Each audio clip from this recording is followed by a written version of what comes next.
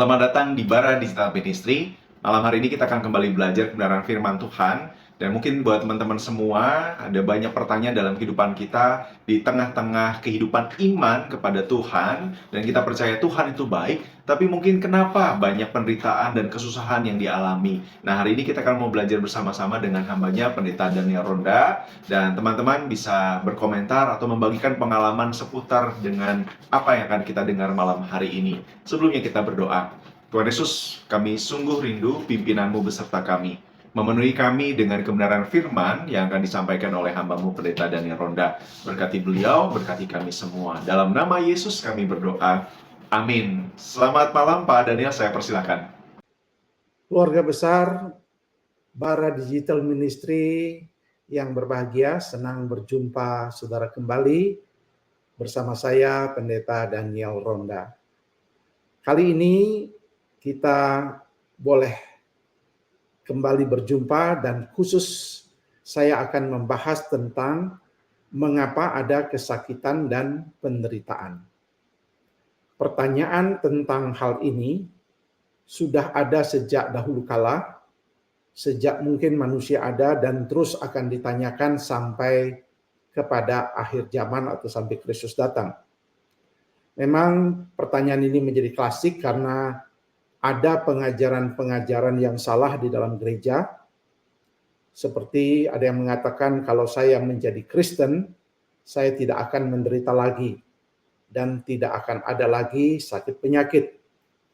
Tuhan mau kita sehat, Tuhan mau kita kaya, dan kita harus melepaskan diri dari kesakitan dan penderitaan. Ada juga yang meragukan kebaikan dan cinta Tuhan. Jadi kalau kita mau lepas katanya, jangan mempertanyakan mengapa. Ada banyak pengajaran-pengajaran dan hal-hal yang keliru di sekitar masalah penderitaan dan kesakitan. Apalagi ada banyak pandangan dunia yang berbeda tentang penderitaan dan kesakitan. Misalnya, penderitaan dan kesakitan yang kita alami itu karena hukuman atau karma. Jikalau kamu jadi orang baik, maka pasti hasilnya baik. Jika kamu jahat, pasti hasilnya jahat atau tidak baik. Kamu mengalami penderitaan. Pandangan seperti ini lazim kita dengar bahkan di kalangan Kristen sendiri. Ada juga pandangan yang mengatakan bahwa dunia ini terdiri baik dan jahat. Sehingga kalau kita mengalami penderitaan, sebaiknya kita terima saja takdir kita atau nasib kita. Pasrahlah dan terima, lalu gunakan akal sehat untuk menyelesaikannya. Sounds good, kelihatan baik dan bagus kedengarannya, namun kita menyatakan ini kurang dan tidak alkitabiah karena kita tidak menganut pandangan tentang keseimbangan antara baik dan jahat. Ada juga pandangan yang ketiga, yaitu bahwa penderitaan itu terjadi dan dianggap sebagai ilusi saja dan bukan nyata. Maka bila seseorang mengalami penderitaan, sebaiknya carilah kesenangan untuk penggantinya.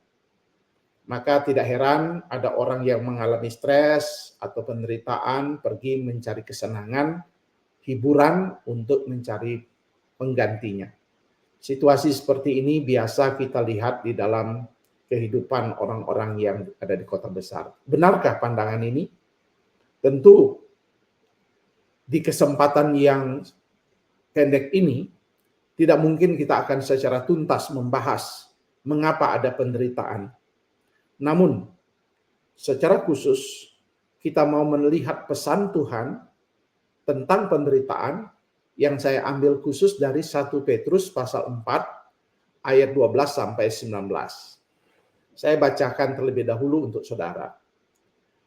1 Petrus pasal 4 ayat 12 sampai 19 berkata, "Saudara-saudara yang kekasih, janganlah kamu heran akan nyala api siksaan yang datang kepadamu sebagai ujian, seolah-olah ada sesuatu yang luar biasa terjadi atas kamu.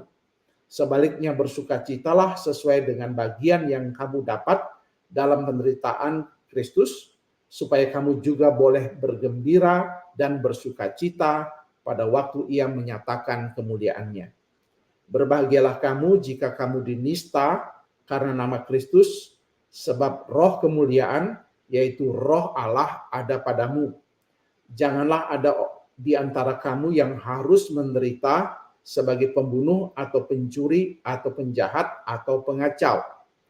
Tetapi jika ia menderita sebagai orang Kristen, maka janganlah ia malu, melainkan hendaklah ia memuliakan Allah dalam nama Kristus itu. Karena sekarang telah tiba saatnya penghakiman dimulai, dan pada rumah Allah sendiri yang harus pertama-tama dihakimi. Dan jika penghakiman itu dimulai pada kita, bagaimanakah kesudahannya dengan mereka yang tidak percaya pada Injil Allah? Ayat 18, dan jika orang benar hampir-hampir tidak diselamatkan, apakah yang akan terjadi dengan orang fasik dan orang berdosa? Karena itu baiklah juga mereka yang harus menderita karena kehendak Allah, menyerahkan jiwanya dengan selalu berbuat baik kepada Pencipta yang setia. Jadi secara khusus saya akan membahas 1 Petrus pasal 4 ayat 12 sampai 19 di dalam konteks pembahasan tentang penderitaan ini. Kalau kita melihat surat Petrus, penderitaan yang kita alami terjadi karena kita adalah orang Kristen. Bisa jadi karena faktor eksternal, karena aniaya, tetapi juga karena faktor internal, kata Rasul Petrus.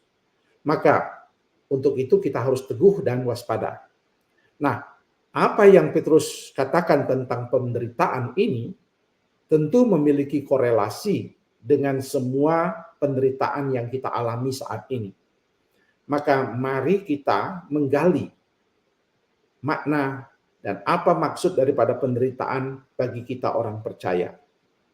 Yang pertama, jangan kaget ketika ada penderitaan. Itu yang Rasul Petrus katakan dalam ayat 12. Jadi, ia mengingatkan agar kita tidak kaget akan adanya penderitaan atau siksaan. Yang dia sebut, janganlah kamu heran. Nah, kebanyakan dari kita terkejut, kaget, dan heran, dan bertanya, mengapa penderitaan atau kesakitan menderita kita? Seolah-olah kita berkata bahwa saya tidak layak mengalami penderitaan karena saya orang Kristen, saya orang saleh, karena saya pengikut Yesus. Ayub adalah kisah klasik akan hal ini. Walaupun akhirnya ia dipulihkan keyakinannya. Tetapi setidaknya banyak orang berkata, mengapa saya mengalami hal ini? Tentu jika kita menganalogikan Allah sebagai orang tua kita, bapak kita, dan kita adalah anaknya, maka bapak yang baik seringkali mengizinkan kita mengalami disiplin, bahkan kita harus melewati ujian untuk kelulusan, bahkan kehidupan yang lebih kuat. Maka kita harus bisa menganalogikan itu sebagai bagian dari pembentukan kita. Kenapa Petrus mengatakan jangan kaget? Karena memang dunia membenci orang percaya. Ada aniaya, ada diskriminasi. Karena kita sebagai orang Kristen, maka kita tidak boleh terkejut, tidak boleh heran, tidak boleh kaget. Ada harga yang harus dibayar sebagai orang Kristen. Tetapi fakta lain adalah kita tidak perlu kaget mengapa adanya banyak orang sakit, banyak orang menderita kanker, dan mengalami penyakit-penyakit berat lainnya, karena memang adanya kerusakan alam semesta yang membuat kita tidak sehat lagi menghirup udara maupun mengasup makanan maupun minuman. Inilah yang membuat kita dipesankan oleh Tuhan sendiri, jangan kaget karena ada kerusakan, jangan heran karena memang ada harga yang harus dibayar sebagai orang Kristen. Jadi itu prinsip yang pertama yang Alkitab katakan.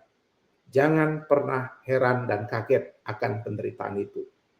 Hal yang kedua, di ayat yang ke-13 dan 14, Petrus mengingatkan kita bahwa penderitaan itu membawa kita lebih dekat kepada Yesus. Itu yang poin kedua. Penderitaan ini membawa kita lebih dekat kepada Yesus.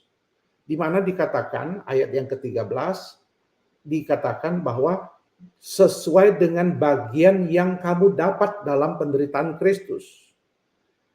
Bahasa Yunaninya berbicara tentang koinonia. Artinya penderitaan itu membuat kita bersekutu dengan penderitaan Kristus. Apa maksudnya?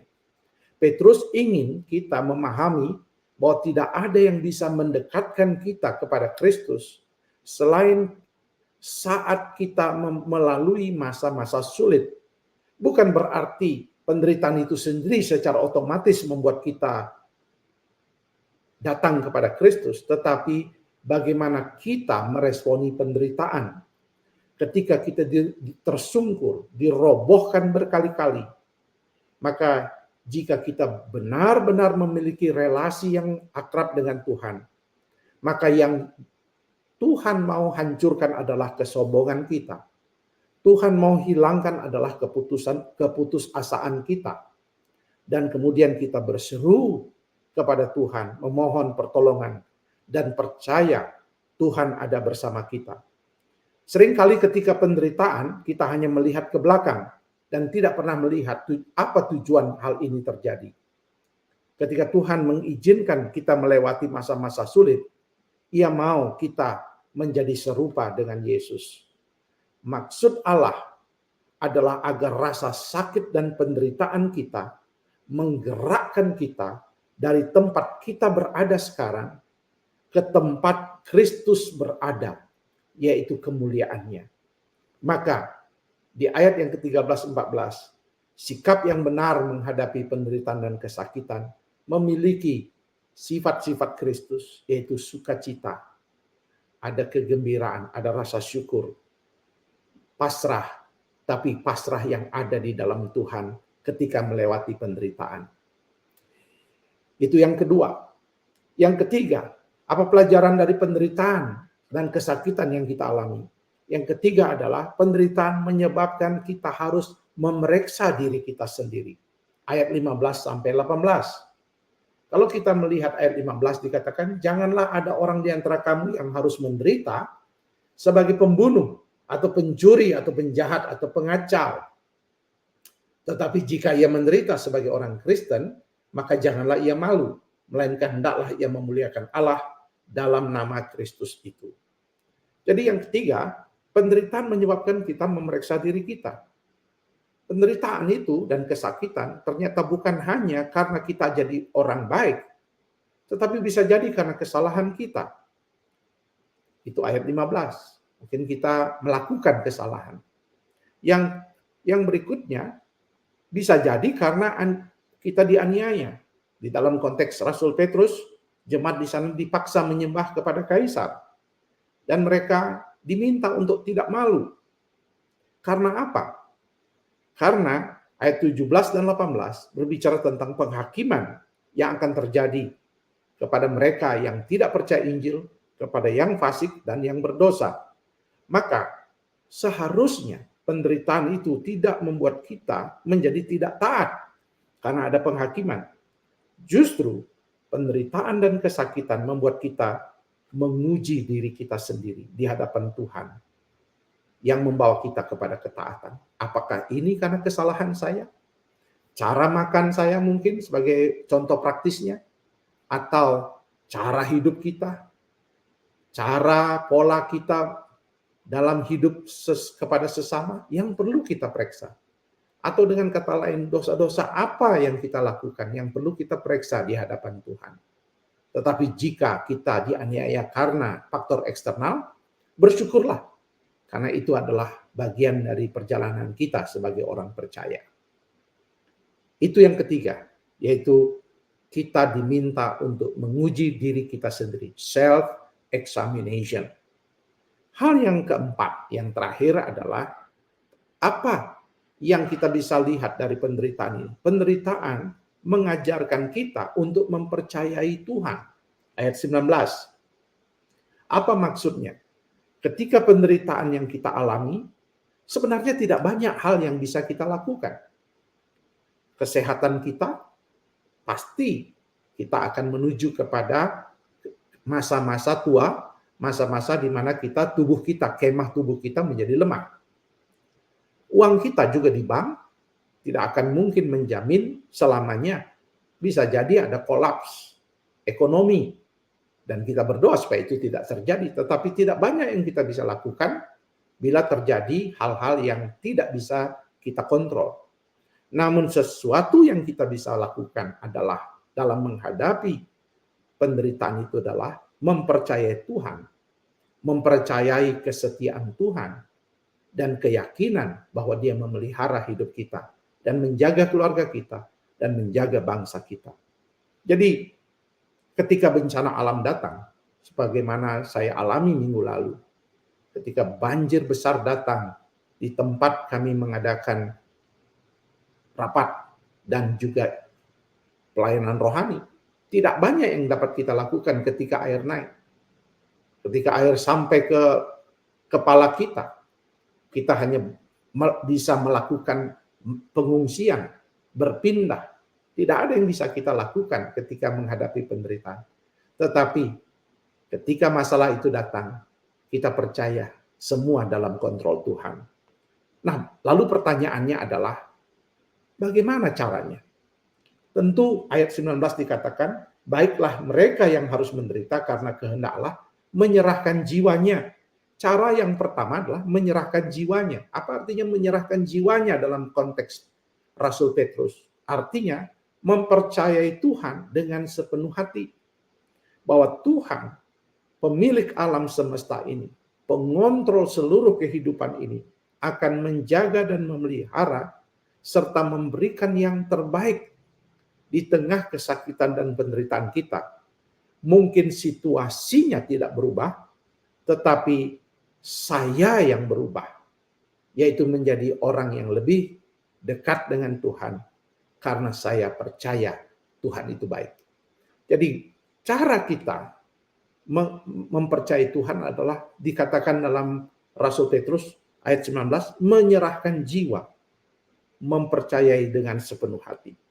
Hal yang kedua adalah kita boleh bertanya mengapa, tapi jangan berhenti di kata mengapa. Natural, alamiah, ketika seseorang berkata, mengapa saya mengalami penderitaan? Mengapa saya mengalami kesakitan? Mengapa saya kena kanker? Mengapa saya kena musibah keuangan? Mengapa anak saya melakukan pemberontakan dan mengalami masalah di dalam kehidupannya? Boleh bertanya mengapa, tapi lanjutkan dengan bagaimana hal Tuhan menyatakan maksudnya. Cara Tuhan menyatakan maksudnya. Jadi bukan hanya mengapa. Ketika ada orang buta yang Yesus sembuhkan di dalam Yohanes pasal 9, murid-muridnya bertanya, mengapa dia dilahirkan buta? Apakah ini karena dosa, salah orang tuanya? Tapi Yesus ingin menjawab, dan dia menjawab dalam ayat 3 bahwa terjadinya orang yang mengalami kebutaan ini untuk menyatakan kemuliaan Allah. Yaitu bagaimana kemuliaan Allah dinyatakan dalam masalah dan penderitaan. Jadi Tuhan menjadikan semua penderitaan untuk kebaikan kita, walaupun kita tidak akan sepenuhnya memahaminya. Jadi tidak akan pernah secara komprehensif kita mengerti mengapa Tuhan mengizinkan penderitaan. Namun Tuhan mau kita melihat dengan cara pandang Tuhan dan bukan dengan cara pandang kita. Bahkan seringkali juga Tuhan menggunakan kesalahan kita seperti kepahitan, kemarahan, kecanduan, hal-hal itu untuk membuat kita akhirnya tiba pada titik pertobatan dan akhirnya kita sadar bahwa ini semua untuk kebaikan Tuhan dan kebaikan kita untuk kemuliaan Tuhan. Artinya bisa jadi orang yang kemudian misalnya dia mengalami penderitaan karena dia malas untuk belajar, tapi kemudian pada titik tertentu dia mengalami penderitaan, lalu dia ingat, dia kembali bebenah dalam hidupnya Dan ia lalu bersaksi bahwa lewat peristiwa kegagalan saya kembali kepada Tuhan. Tuhan mengizinkan adanya penderitaan untuk saya melihat bahwa Tuhan sedang membuat rencana yang indah dalam kehidupan saya. Sebagai penutup, kita akan bertanya, bagaimana Tuhan bisa menggunakan penderitaan yang kita alami saat ini untuk memuliakan Tuhan? Itulah yang seharusnya kita refleksikan dan kita tanyakan. Kemudian pertanyaan yang kedua, bagaimana Tuhan dapat menggunakan kelemahan atau kecacatan kita untuk menunjukkan kuasa-Nya? Justru ketidakberdayaan kita, kecacatan kita, saya sendiri tidak melihat dengan mata kanan saya, tetapi saya menemukan bagaimana Tuhan menggunakan itu untuk dapat menolong orang-orang lain. Kemudian yang ketiga, bagaimana Tuhan dapat menggunakan keadaan sulit kita untuk mengajari kita sesuatu, untuk membantu kita lebih dekat kepadanya. Justru kita harus ingat dalam penderitaan Tuhan mau kita lebih dekat kepadanya. Kemudian bagaimana Tuhan bisa menggunakan kekacauan yang kita alami karena akibat dari kesalahan kita untuk membentuk kita menjadi seorang yang berjalan dengan iman, bukan dengan melihat. Jadi kita harus bertanya, Tuhan, saya telah buat kekacauan, mungkin saya terjebak dalam pinjol, judi online, atau apapun kecanduan-kecanduan lain. Bagaimana lewat kekacauan ini Tuhan membentuk kita, akhirnya kita berjalan dengan iman. Atau bagaimana Tuhan dapat menggunakan situasi kita untuk menunjukkan kepada kita bahwa kedamaian sejati hanya di dalam Dia.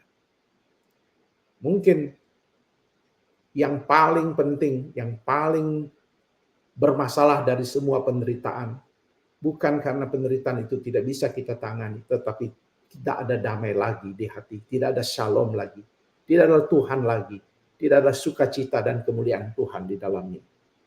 Ingat, sebagai penutup, penderitaan adalah jalan untuk memaknai hidup yang lebih berarti. Kesakitan yang Tuhan izinkan untuk membuat kita menghargakan dan menghormati hidup ini yang Tuhan beri. Tuhan kiranya menolong kita menggunakan saat-saat kesakitan dan penderitaan dalam hidup kita untuk belajar dan bertumbuh menjadi serupa dengan Dia. Tuhan menyertai dan kiranya masalah penderitaan dan kesakitan ini dapat membuat kita memahami apa maksud Tuhan di baliknya. Tuhan memberkati. Amin. Baik, terima kasih Pak Daniel untuk kesempatan ini ya. Ada 4 hal poin yang penting untuk kita lihat, dan ini secara dalam konteks 1 Petrus tadi luar biasa ya Pak, ketika ada jawaban yang sebenarnya waktu kita mendengar apa yang Pak Daniel sampaikan, ini sesuatu yang sifatnya juga sehari-hari kita hadapi begitu ya, baik itu dari luar maupun dari dalam, dan seringkali yang dari dalam itu Pak yang kita lupa kalau itu adalah konsekuensi dari apa yang kita lakukan, sehingga kita bisa salah untuk melihat kasih Tuhan. Nah, tapi pertanyaannya begini Pak, ketika tadi saya mendengar ya juga ya, bahkan ketika penderitaan itu hadir atau masalah itu hadir, itu sesuatu yang wajar. Nah, ini saya jadi ingat orang Israel juga, apakah itu juga masih terjadi dalam kehidupan orang di zaman modern ini Pak? Kan orang Israel itu kayaknya kalau pertolongan Tuhan tuh nggak kurang-kurang gitu ya. Mereka ditolong Tuhan, lalu masalah lagi. Nah, ini yang mau saya tanyakan. Wajar nggak sih Pak kalau misalnya kita tuh tahu bahwa di masa lalu Tuhan sudah menolong kita ya.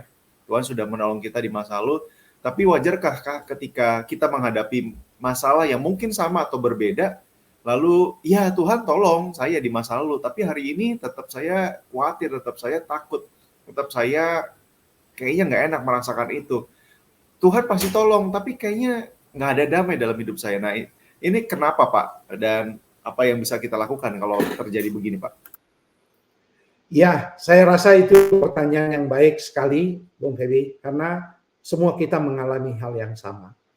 Semua kita seperti juga bangsa Israel sudah melihat kebaikan Tuhan, lalu ketika menghadapi tantangan lagi, penderitaan lagi, bertanya lagi, menggerutu lagi, ya, bahkan memberontak lagi terhadap pemimpinnya yaitu Musa dan Harun dan seterusnya.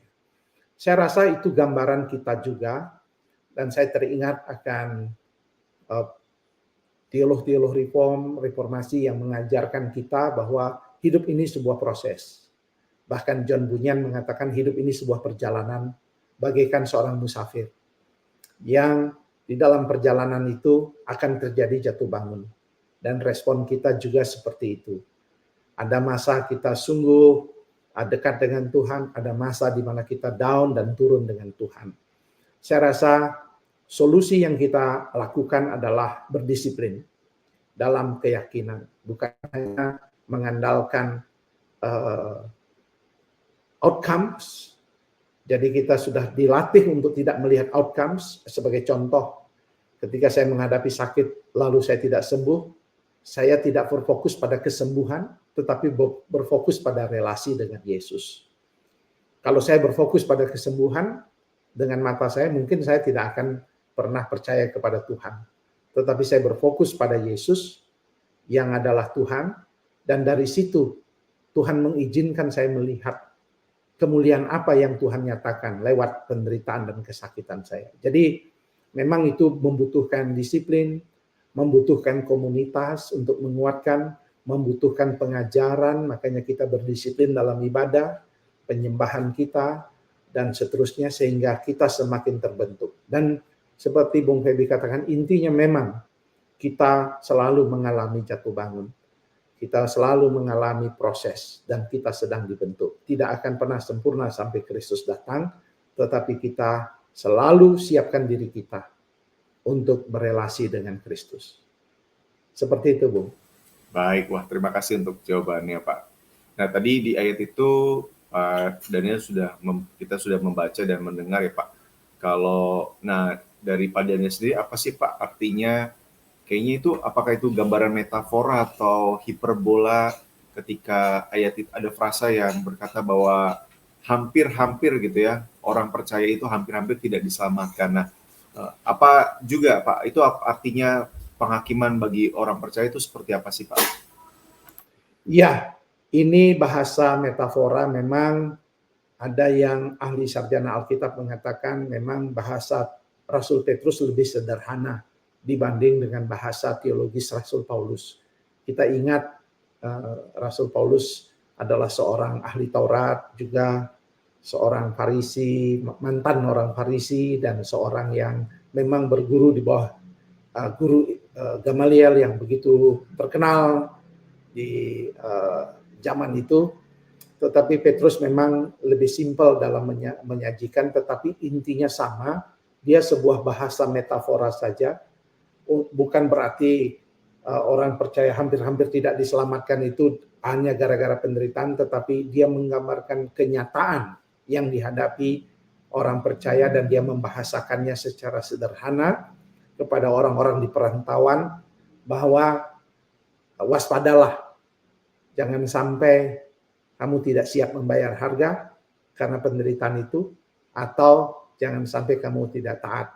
Tetap kasih karunia Tuhan itu ada, tetap kasih karunia Tuhan itu menjaga, menaungi kita, tetapi di dalam teologi kita harus ingat bahwa keselamatan itu murni anugerah, tetapi pengudusan dan juga perjalanan kita, ada peran kita di dalam kita melakukan upaya untuk dikuduskan dan juga hidup mendekat dengan Tuhan, berelasi dengan Tuhan. Tetapi kesetiaan kita mungkin tidak sebanding dengan kesetiaan Tuhan, tapi kita tetap dituntut tanggung jawab. Saya rasa ini soal tanggung jawab yang diberikan kepada orang percaya, dan ini memang betul bahasa metafora, kiasan untuk pembandingan. Kalau dalam bahasa sastra orang dulu namanya walkahomer. Jadi seperti membandingkan. Rasul Paulus misalnya membandingkan kalau hukum Taurat saja bisa membuat muka Musa bercahaya, terlebih lagi daripada Roh Kudus yang memiliki kekuatan yang jauh lebih mulia daripada hukum Taurat. Jadi dia tidak sedang menjelekkan hukum Taurat, tetapi dia sedang memakai yang lebih mulia. Saya rasa itu gaya bahasa untuk menjelaskan seperti itu. Baik, baik. Terima kasih Pak Daniel, ini menolong kita semua ya, teman-teman semua. Jadi ada tanggung jawab, tetapi juga relasi dengan Tuhan yang seharusnya itu yang kita lakukan, karena Tuhan, Roh Kudus sudah hidup dalam kita dan menolong kita untuk membangkitkan kerinduan yang dalam, dan semakin tahu bahwa relasi yang benar dengan Tuhan adalah dimana kita melihat tadi ya, ketika ada penderitaan, ya tanggapan kita lebih kepada bukan hanya fokus kepada masalah, tapi juga lebih daripada itu supaya kita bergantung sama Tuhan dan memandang kepada Tuhan Yesus. Terima kasih sekali Pak Daniel, ini pengajaran yang sederhana tetapi sangat dalam buat kita semua, dan dalam praktek kehidupan kita buat teman-teman di luar sana ada penghiburan dan kasih dalam Tuhan. Karena itu saya rindu kalau mungkin ada closing statement dari Pak Daniel dan sekaligus menolong kita menutup dalam doa Pak. Baik, untuk para penonton Bara Digital Ministry dimanapun Anda berada, mungkin Anda sedang juga bertanya-tanya mengapa ada penderitaan dalam keluarga atau diri Anda, atau juga ada sedang mengalami sakit atau terminal ill. Yakinlah bahwa pertanyaan-pertanyaan ini ditanyakan oleh semua orang, bukan hanya diri Anda. Tetapi yang saya mau, saudara mungkin tidak akan pernah lengkap mendapat jawabannya. Tetapi relasi dengan Tuhan, hubungan kita dengan Tuhan, keakraban kita dengan Tuhan, mempercayai Tuhan dengan sepenuh hati, dan keyakinan akan kesetiaan Tuhan akan membuat kita akhirnya mengerti bahwa semua yang terjadi untuk kebaikan kita dan untuk Tuhan bagaimana menolong kita menjadi orang yang mengalami kemuliaan, menjadi serupa dengan gambar Dia.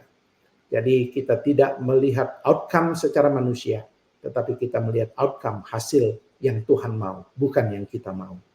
Tuhan menolong saudara-saudara menghadapi pergumulan-pergumulan, dan bisa bagian ini dapat menjadi juga menolong orang-orang di sekitar kita yang mengalami hal yang sama. Mari kita berdoa. Bapa kami yang di sorga, kami belajar secara singkat dan sederhana dari perspektif Rasul Petrus dalam surat Petrus tentang penderitaan dan kesakitan. Kami memang tidak akan pernah memahami secara utuh di dalam kemanusiaan kami tentang mengapa ada penderitaan. Mengapa Tuhan yang penuh cinta dan yang baik ini mengizinkan adanya penderitaan. Tuhan, tetapi kami mau percaya bahwa apa yang Tuhan buat itu baik adanya. Oleh sebab itu, kami berdoa untuk saudara kami yang mengalami penderitaan saat ini, mengalami kesakitan saat ini. Tuhan jamah, Tuhan tolong pergumulan mereka. Dan Tuhan nyatakan kuasa-Mu, kesembuhan-Mu, pertolongan-Mu. Dan dalam masa-masa kesulitan ini, ajar kami, ajar saudara-saudara kami, dibentuk terlebih dahulu untuk menjadi orang yang semakin dekat dengan Tuhan dan semakin menyenangkan dan memuliakan Tuhan. Inilah doa kami Tuhan, berkati pelayanan Bara Digital Ministry, dan berkati semua kami. Demi Kristus Yesus kami berdoa, haleluya, amin. Amin. Terima kasih sekali Pak Daniel untuk kesempatan malam hari ini, dan terima kasih buat rekan-rekan yang sudah bergabung dengan kami. Saya FEB Timotius bersama dengan Merita Daniel dan kerabat yang melayani balik layar. Kami undur diri, sampai jumpa. Tuhan berkati.